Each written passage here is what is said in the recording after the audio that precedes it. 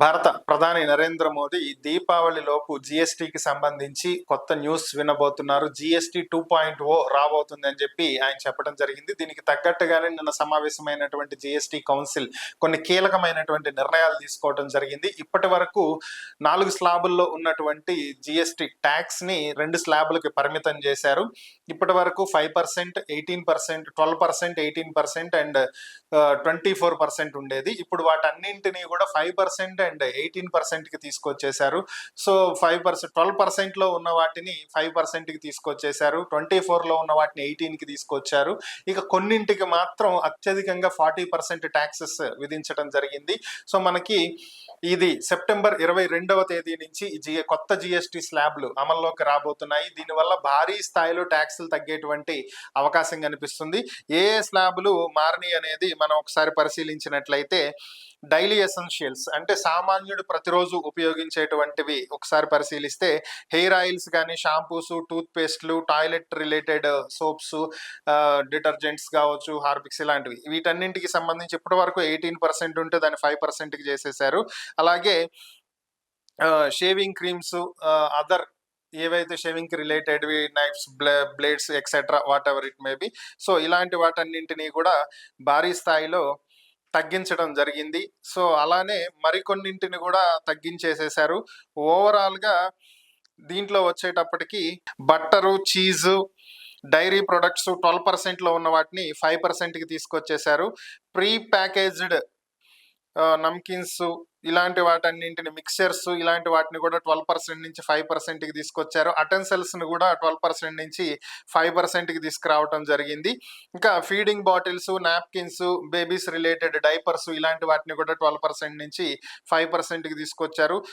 Sewing machines, కుట్టు మిషన్లకు సంబంధించిన వాటి స్పేర్ పార్ట్స్ని కూడా 5%కి తీసుకురావటం జరిగింది. అలాగే హెల్త్ కేర్కి రిలేటెడ్ వాటిని కనుక చూసినట్లయితే ఇండివిజువల్ హెల్త్ కేర్, అలాగే లైఫ్ ఇన్సూరెన్స్, హెల్త్ ఇన్సూరెన్స్ వీటికి సంబంధించిన వాటిని 18% నుంచి అసలు జిఎస్టీయే లేకుండా చేశారు. అంటే సెప్టెంబర్ 22 తర్వాత ఎవరైనా హెల్త్ ఇన్సూరెన్స్ అలాగే లైఫ్ ఇన్సూరెన్స్ పాలసీస్ తీసుకునే వాటికి అసలు ఇన్సూరెన్స్ అనేది ఉండదు. థర్మామీటర్ని పర్చేస్ చేసే వాళ్ళకి 18% నుంచి 5%కి తీసుకొచ్చారు. అలాగే మెడికల్ గ్రేడ్ ఆక్సిజన్ 12% నుంచి 5%, డయాగ్నోస్టిక్ కిట్స్ వీటికి సంబంధించినటువంటి 12% నుంచి 5%కి, గ్లూకోమీటర్ టెస్ట్ స్ట్రిప్స్, అదే షుగర్ టెస్ట్ చేసుకునే మిషన్స్ స్ట్రిప్స్ ఉంటాయి కదా, అవి కూడా 12% నుంచి 5%కి తీసుకొచ్చారు. ఇలాగే మరికొన్ని ఐటమ్స్ కనుక మనం చూసినట్లయితే ఎడ్యుకేషన్కి సంబంధించి మ్యాప్స్, చార్ట్స్, గ్లోబ్స్ ఇలాంటి వాటి మీద 12% నుంచి నిల్ చేసేసారు, అసలు జిఎస్టీ లేదు.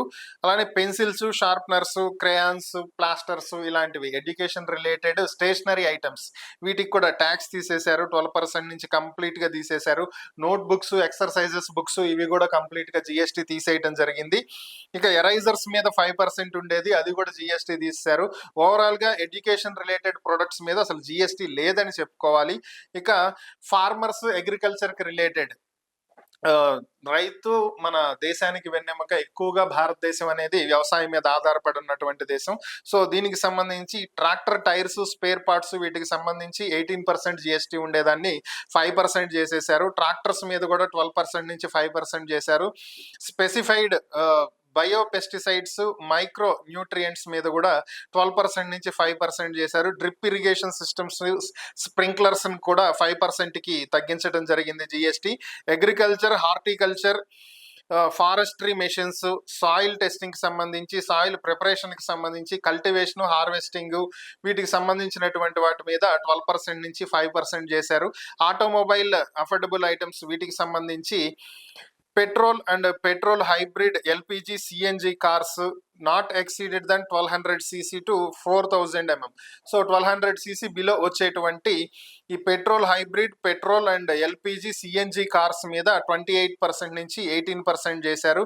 డీజిల్ అలాగే డీజిల్ హైబ్రిడ్ కార్స్ 1500cc నుంచి 4000 mm ఉండేటువంటి వాటికి 28 నుంచి 18% చేశారు. 3 వీల్డ్ వెహికల్స్, ఆటోలు కావచ్చు, ఇలాంటి త్రీ వీల్ ఉండే వెహికల్స్ కూడా 28 నుంచి 18% చేశారు.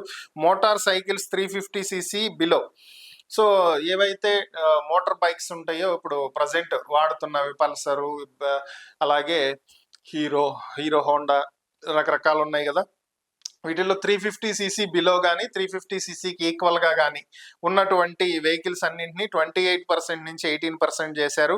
Motor vehicles for transport of goods transport చేసే మోటార్ వెహికల్స్ కూడా 28% నుంచి 18% చేయటం జరిగింది.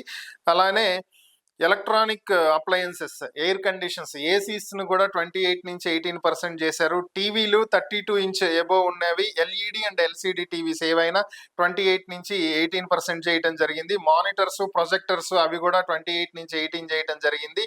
అలాగే డిష్ వాషింగ్ మెషిన్స్ వాటిని కూడా 28 నుంచి 18% చేయడం జరిగింది. ఇక పెంచినటువంటి ఐటమ్స్ని కనుక ఒకసారి మనం పరిశీలించినట్లయితే sin and luxuries items. So ఇవి వచ్చేటప్పటికి ఏంటంటే టొబాకో రిలేటెడ్ ప్రొడక్ట్స్ ఏవైతే పాన్ మసాలా, సిగరెట్, గుట్కా ఇలాంటివి ఏవైతే ఉంటాయో టొబాకో రిలేటెడ్ ప్రొడక్ట్స్ వీటన్నింటికి కూడా ట్యాక్సెస్ 40% చేశారు. వీటిని పెంచినా తప్పేం లేదు.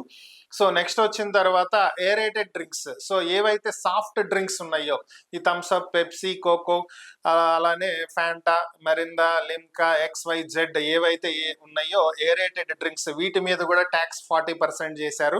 సో అలానే లగ్జరియస్ కార్స్ ఏవైతే కార్లు లగ్జరీకి యూజ్ అయ్యే ఉన్నాయి. ఇప్పుడు వరకు మనం మాట్లాడుకున్నది వచ్చేటప్పటికి కార్లు మనం మాట్లాడుకున్నవన్నీ కూడా 1200cc బిలో వాటి గురించి మాట్లాడుకున్నాము. సో ఇవి వచ్చేటప్పటికి ప్రీమియం అండ్ లగ్జరీ కార్స్ వీటి మీద ట్యాక్స్ పెంచడం జరిగింది 40%.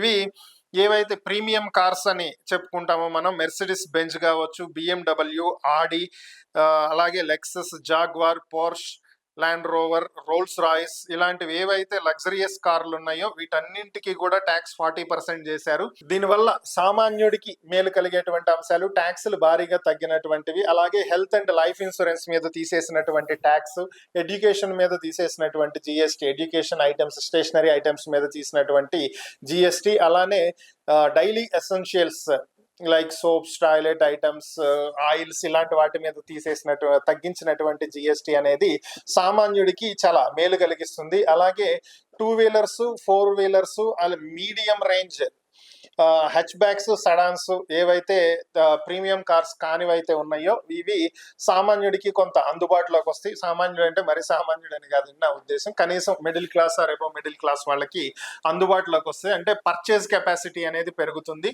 సో ఇది మెయిన్గా ఒక్క విషయానికైతే ఇది చాలా ఉపయోగపడుతుంది. ఒకటి సామాన్యుడికి ధరలు అందుబాటులో రావడం ఒకటైతే, రెండవ అంశం ఏంటి అంటే ప్రజెంట్ ఇండియా మీద US 50% అబౌట్ ట్యాక్సెస్ అనేది శాంక్షన్స్ అనేది విధించినటువంటి విషయం మన అందరికీ తెలిసిందే. ట్రంప్ 50% అబౌట్ ట్యాక్సెస్ వేశారు. So fine, it's not a problem.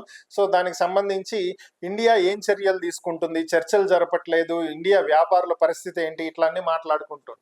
So ఈ జిఎస్టీ తగ్గించింది దీని మీద చాలా పెద్ద ప్రభావం చూపిస్తుంది. ఎందుకని అంటే ఇప్పటి వరకు మనం చూసింది ఏంటి అంటే ర్యాపిడ్గా ఇండియన్ జీడిపి అనేది పెరుగుతూ వెళ్తుంది. అయితే ఇప్పుడు ఎప్పుడైతే ఈ టారిఫ్స్, ట్యాక్సెస్ అనేవి 50% పెంచడం జరిగిందో జీడిపి అనేది 1.6% తగ్గేటువంటి అవకాశం ఉంటుంది అని చెప్పి నిపుణులు అంచనా వేయటం జరిగింది.